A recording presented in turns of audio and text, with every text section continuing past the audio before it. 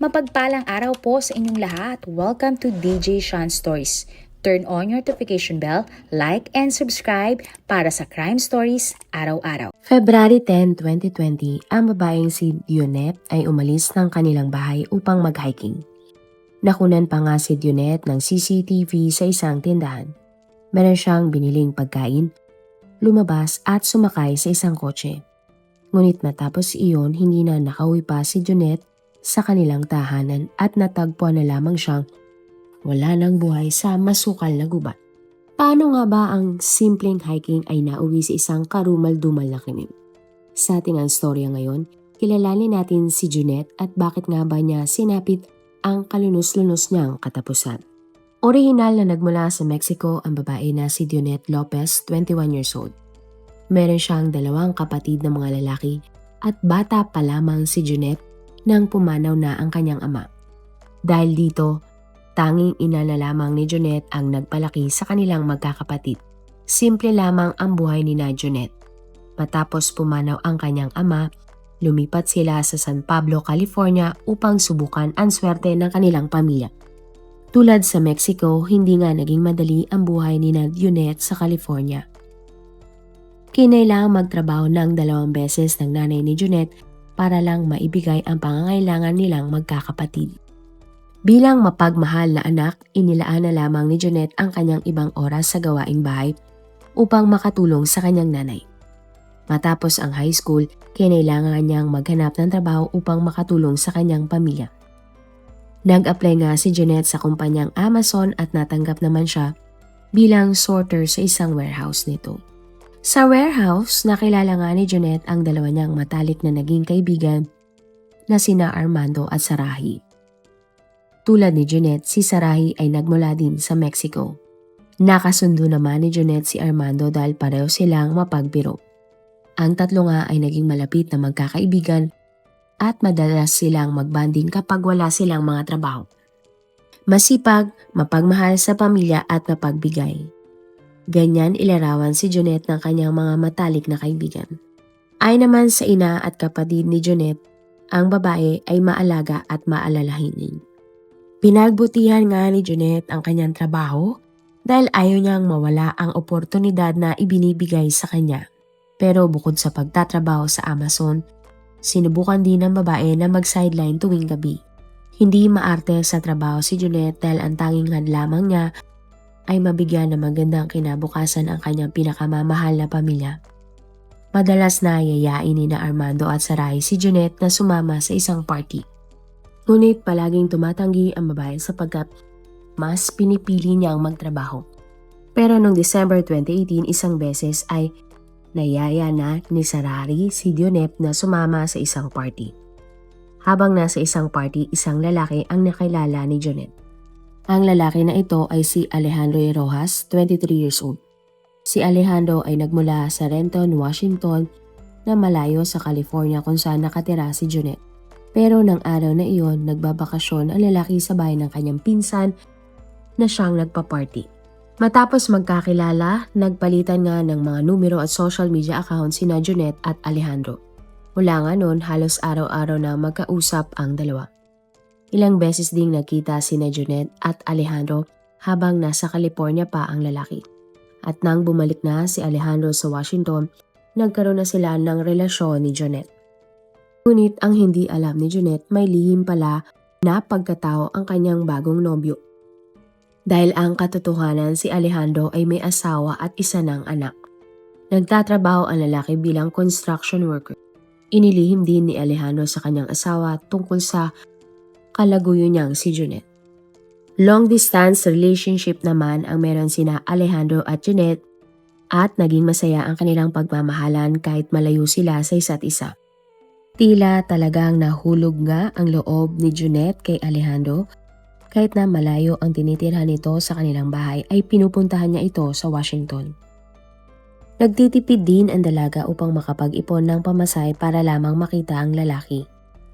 Ngunit imbis na nasa bahay sila, nananatili lamang sila palaging 2 sa isang motel. O di kaya naman nagro-road trip sila sa loob ng kotse ni Alejandro na isang pulang pickup truck. Hindi naman nagdududa o nag-iisip ng masama si Junette kung bakit lagi silang sa motel nagkikita dahil mahal na mahal niya ang kanyang kasintahan. Sa kabilang banda naman, minsan si Alejandro ang nagpupunta sa California upang bisitahin ang kalaguyo niyang si Junette. Ang magkasintahan nga ay mahilig kumain sa mga restaurant. Samantala, napansin naman ni Armando at Sarahi ang pagkakaiba ng kanilang kaibigan na si Junette simula nang nagkaroon ito ng boyfriend. Hindi na napigilan pa ng babae na ikwento nga sa kanyang mga kaibigan ang tungkol kay Alejandro. Tuwang-tuwa naman ang dalawang mga kaibigan ni Junette para sa kanya dahil nga nakatagpo na ito ng lalaki na mamahalin siya ng buong buo. Sinabi naman ni Junette sa kanyang mga kaibigan na masaya talaga siya sa piling ni Alejandro kahit malayo sila sa isa't isa. At sa pag-uusap nga ni Junette at Alejandro, nangako nga ang lalaki na darating ang panahon na magkakasama na sila at hindi na magkakalayo pa. Pilit namang itinago ni Alejandro sa kanyang asawa ang tungkol sa kanyang kalaguyo. Nagsisinungaling na si Alejandro tuwing pupunta siya ng California at sinasabi nga sa kanyang misis na meron siyang trabaho doon. O di kaya naman ay sasabihin ng lalaki na bibisitahin niya ang mga kamag-anak niya sa California. Pero dumating ang panahon na hindi na nakikipagkita pa si Alejandro kay Junette dahil may sakit ang kanyang anak. Tulad nga ng paniniwala ng lahat, walang lihim na hindi nabubunyag. At makalipas nga ang 6 na buwan, napilitan na si Alejandro na aminin kay Junette ang tungkol sa kanyang asawa at anak. Sapagkat nagdududa na noon si Junette dahil hindi na sila nagkikita pa ni Alejandro. Pero kahit alam na ni Junette na siya ay kalaguyo lamang ni Alejandro, hindi siya nakipaghiwalay sa lalaki. Sinabi nga ni Alejandro kay Junette na mahal niya ang babae at wag sana nga siyang iwan nito. Labis namang nasaktan si Junette kaya pansamantala niyang tinigil ang kanyang koneksyon kay Alejandro. Naging porsigido naman ang lalaki sa panunuyo kay Junette at sinabi nga na may balak naman siyang iwan ang kanyang asawa at anak. Sinabi pa ng lalaki sa kanyang kalaguyo na sa katunayan inaayos na nga nila ang tungkol sa kanilang divorce ng kanyang asawa dahil hindi na masaya si Alejandro sa kanyang misis. Bagay na hindi naman totoo. At dahil nga sa kanyang mga narinig, naniwala naman kaagad si Junette sa mga sinabi ni Alejandro at muli silang nagkabalikan. Nakiusap nga si Alejandro sa kanyang nobya na itago nila ang kanilang relasyon upang hindi maantala ang tungkol sa kanyang ginagawang divorce. Ayon pa kay Alejandro, kapag nalaman ng kampo ng kanyang asawa ang tungkol kay Junette, baka daw makulong pa si Alejandro. At dahil ayaw nga ni Junette na makulong ang pinakamamahal niyang lalaki, pumayag siyang ilihim ang relasyon niya kay Alejandro. Miski sa kanyang pamilya ay hindi sinabi ng dalaga ang relasyon niya kay Alejandro. Ang tangi lamang sinasabi ni Junette sa kanyang nanay ay matalik niyang kaibigan si Alejandro. Bagay na pinaniwalaan naman ng kanyang ina. Masakit man para kay Junette na meron siyang kaagaw kay Alejandro at siya ay isang kabit, tinanggap niya ito sa ngalan ng pag-ibig niya sa kanyang nobyo. Nagpatuloy nga ang relasyon ng dalawa at umabot ito ng 2 taon. Sa tuwing nagtatanong naman si Junette kay Alejandro kung kamusta ang divorce proceeding, sinasabi lamang ng lalaki na hindi ito mabilis na proseso at pwede pang tumagal ng ilang taon. Muli, naniwala naman si Junette sa mga sinabi ng kanyang kasintahan. Pero noong February 2020, nalaman na ni Junette ang lahat ng mga kasinungalingan ni Alejandro sa kanya nang isang beses ay sinundan niya ang lalaki.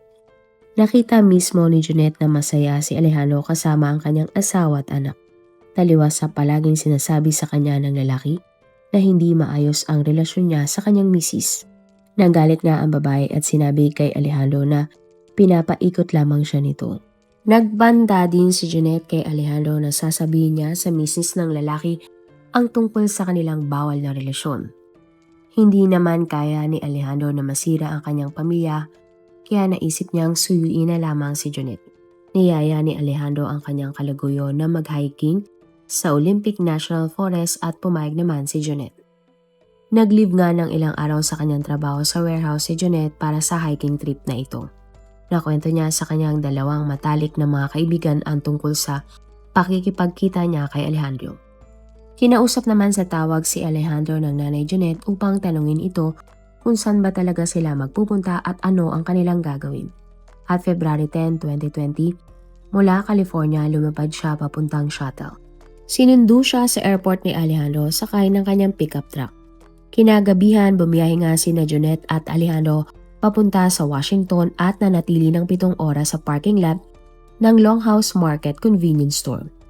Sa kuha nga ng CCTV, makikita ang pagdating ni Junette sa loob ng convenience store. Ilang minuto siyang nagpaikot-ikot doon at saka nagpunta sa counter para bayaran ang kanyang mga binili. Pagkatapos, lumabas si Junette at naglakad papunta sa kotse ni Alejandro. Kinagabihan, nagmaneho nga si Alejandro papunta sa liblib na area ng Olympic National Forest kung saan sila naglakad at nag-usap ni Junette. Pinompronta nga ng babae ang kanyang kasintahan tungkol sa pangloloko nito. Tinakot nga ni Junette si Alejandro na siya mismo ang magsasabi sa asawa ng lalaki ang tungkol sa kanilang bawal na relasyon. Galit na galit naman si Alejandro sa balak gawin ng kanyang kalaguyo. At ang pag-uusap nga ng dalawa ay kalaunan naging isang away. Tila nawala nga sa tamang katinoan si Alejandro nang bigla na lamang niyang paluin sa ulo si Junette ng isang bote ng tequila na dala-dala niya noon. Gamit din ang dala niyang cutter, sinaksak niya si Junette at iniwan ito sa daan sa loob ng gubat. Sa mga sumunod nga na araw, nagtaka na ang mga best friend ni Junette na sina Armando at Sarahi dahil hindi na pumapasok pa si Junette. Hindi din nila makontak pa ang dalaga. Tinawagan din si Armando ng Nanay Junette at tinanong nga dito kung pumapasok ba sa warehouse ang kanyang anak. Sunod na tinawagan ng nanay ni Junette ang huling kasama nito na si Alejandro. Sinabi naman ni Alejandro sa nanay ni Junette na matapos ang kanilang hiking, iniwan na niya si Junette sa casino dahil makikipagkita pa umano ito sa kaibigan niya. Dito na nga nagdesisyon si Armando na mag-post sa social media tungkol sa pagkawala ng kanyang kaibigan si Junette. Nagtungo naman sa police station si Sarahi upang i-report ang pagkawala ng kanilang kaibigan. At February 14, 2020, araw ng mga puso, isang lalaki na sakay ng kanyang kotse ang napadaan sa US Forest Service Road at nakita nga ang isang babae sa gilid ng daan. Agad nga siyang tumawag ng mga pulis at bandang 11:00 ng umaga, dumating ang mga pulis sa lugar at idineklara ang nakitang babae na wala ng buhay. Wala itong pagkakilanlan kaya pinangalanan nila ang babaeng biktima na Jane Doe. Natagpuan ng mga pulis sa pinangyarihan ng krimen ang isang basag na bote ng tequila, isang cutter at mga dahon na may mga bakas ng dugo. Pero naging basihan ng mga otoridad ang damit at sapatos ng biktima. Nagtungo nga ang mga pulis sa lugar malapit kung saan natagpuan ang labi at ang pinakamalapit dito ay ang Longhouse Market Convenience Store. Sinuri nila ang mga kuha ng CCTV hanggang sa isang babae nga ang pumasok sa tindahan na nakuna ng CCTV at kapareho niya ng suot ang nakitang biktima sa gubat. Trinace nga ng mga pulis ang kotse na sinakyan ng babae na ito at nakita nga sa CCTV ang pagdating ng isang pulang pickup. Sa CCTV, ang kotse ay nagtungo sa isang gasolinahan. Lumabas ang driver at may itinapon sa basurahan. Ang bagay na itinapon ng lalaki ay kapareho nga sa bagay o pagkain na binili ng babaeng biktima. Sa sumunod na kuha ng CCTV, nakita na bumalik ang pulang pickup at pumasok sa tindahan ang driver nito na nakasuot ng gray na jacket at shades. May binili ang lalaki at nagbayad ng cash. Ayon nga sa mga pulis, madali sana nilang mahanap kung sino ang driver kung debit or credit card ang pinambayad nito sa tindahan. Kaya naman mas ninaliman ng mga pulis ang investigasyon. Dito na nga nila nalaman ang tungkol sa missing person report ng isang babae sa social media. Kinontak nila ang numero ni Armando na nakalagay sa post at pinapunta ang lalaki para subukang kilalanin ang babaeng nakita sa gubat. Nagulat nga si Armando nang nakita na ang kanyang best friend na si Dionette ang nakitang biktima sa gubat. Ipinakita nga kay Armando ang kuha ng CCTV ng driver ng pulang pickup truck na sinakyan ng biktima. Agad ngang nakilala ni Armando ang lalaki at ito ay ang kasintahan ni Junette na si Alejandro. At dahil sa lead na ito, agad na hinanap ng mga pulis si Alejandro. At February 19, 2020 na nagtungo nga sa bahay ni Alejandro ang mga pulis at inimbitahan ito sa police station. Sumama naman ang lalaki sa mga pulis at sumailalim sa isang interogasyon. Inamin nga ni Alejandro na kalaguyo niya si Dionette pero huli silang nagkita matapos silang mag-hiking at tinapos na nila ang kanilang relasyon. Pero hindi naniniwala ang mga pulis dahil may matibay na ebidensya sila laban kay Alejandro. Tumagal ng mahigit 1 oras ang interogasyon hanggang sa kalaunan inamin na ni Alejandro na aksidente niyang napatay ang biktima at self-defense lamang umano ang nangyari. Ayon kay Alejandro, nagbanta umano si Junette na papatayin niya ang kanyang asawa at anak. Maging si Alejandro din ay pinagbantaan umano ni Junette na papatayin gamit ang isang cutter. Natakot umano si Alejandro para sa kanyang buhay kaya bigla na lamang niyang pinalo ng bote si Junette at iniwan ito sa gubat. At matapos nga ang kanyang pag-amin, pinatayo na si Alejandro ng mga pulis at pinusasan para sa pagpatay niya kay Junette.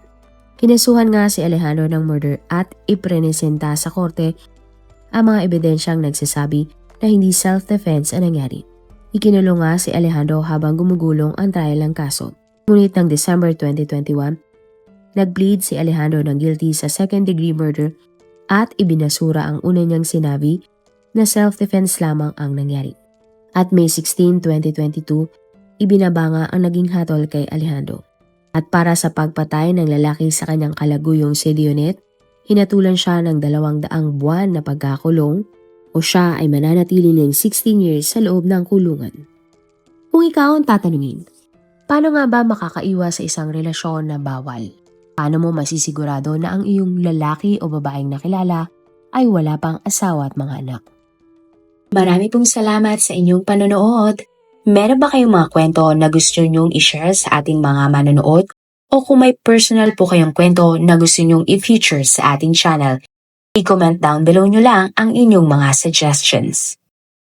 Para naman po sa dagdag kalaman, i-subscribe nyo din po at i-follow ang ating iba pang YouTube channel katulad ng Tagalog Facts and Mysteries by DJ Sean at Manila Boy Wonder Philippines. Marami pong salamat sa pagsuporta nyo sa aming mga channel. God bless everyone!